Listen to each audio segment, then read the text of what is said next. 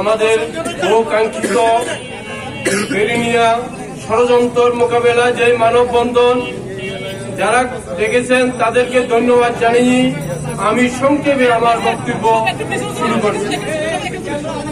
আমরা জানি সন্দ্বীপ থেকে চট্টগ্রাম বা সন্দ্বীপের বাইরে যাতে কত সমস্যা আমাদেরকে অতীতে সিন্ডিকেট করে আমাদের পকেট কাটার জন্য যে সমস্ত সন্দ্বীপের কুলাঙ্গাররা আমাদেরকে জিম্মি করে রেখেছিল, আজ তারা আবার এই ফেরি বন্ধ করার ষড়যন্ত্রে মেতে উঠেছে।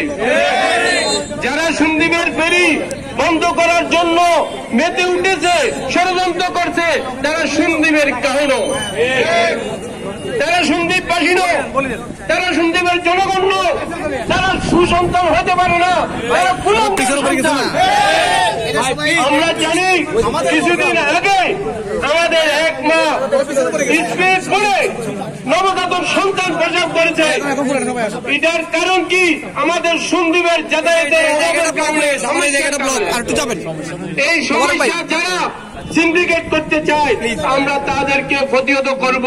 আমি আমার দল বাংলাদেশ ইসলামী আন্দোলনের পক্ষ থেকে আজকের এই মানববন্ধনকে শুভেচ্ছা অভিনন্দন জানাইতেছি এবং আমাদের পরিকল্পনা যখন সন্দ্বীপ নিয়ে পুরো সন্দ্বীপ নিয়ে যখন যেই ডাকবে আমরা তাকে সমর্থন দিয়ে যাব, আমাদের সমর্থন তাদের উপর থাকবে। আল্লাহ পাক আমাদের সকলকে কবুল করুক। ওয়া আখিরু দাওয়ানা আলহামদুলিল্লাহ।